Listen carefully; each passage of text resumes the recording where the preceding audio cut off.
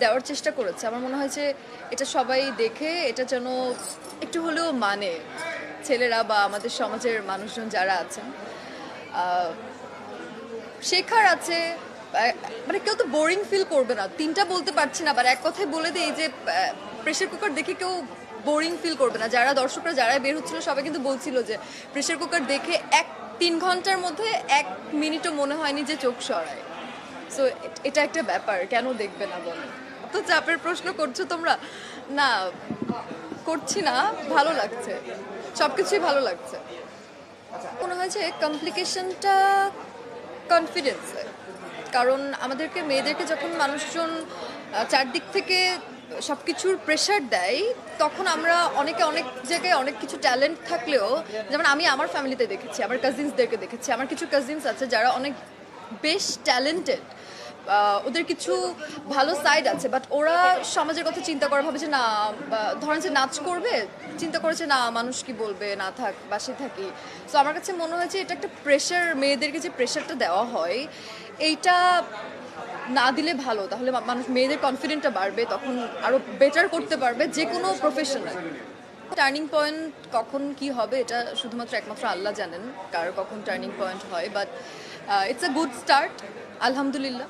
আমি ভালো টিমের সাথে কাজ করে অনেক কিছু শিখেছি, এটা আমার জন্য অনেক বড় পাওয়া। কাজ করার, মানুষকে অ্যাক্টিংয়ের জায়গা থাকবে এরকম গল্পে কাজ করতে চাই, ভালো কাজ দিতে চাই মানুষকে। আর যদি বিপরীত কিছু হয় সেক্ষেত্রে বিপরীত বলতে hit or not, either hit either flop. Pressure cooker already hit আমার কাছে মনে হচ্ছে এখন অবধি, যে তোমার ফার্স্ট এক্সপিরিয়েন্স, আমি খুব একটা বলতে পারছি না যে আপনি হিটটা কিভাবে বুঝাচ্ছেন।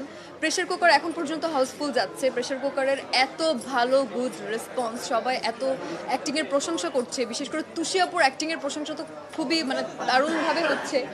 তুষি আপু ডিড গ্রেট, মানে আমার মানে I love her, I really love her. So সব কিছু মিলে কিন্তু অনেক ভালো প্রশংসা, সবাই প্রশংসিত হচ্ছে। প্রেশার কুকার আমার মনে হয় অলরেডি মোটামুটি হিটই, তো হিট, ইটস অলরেডি হিট।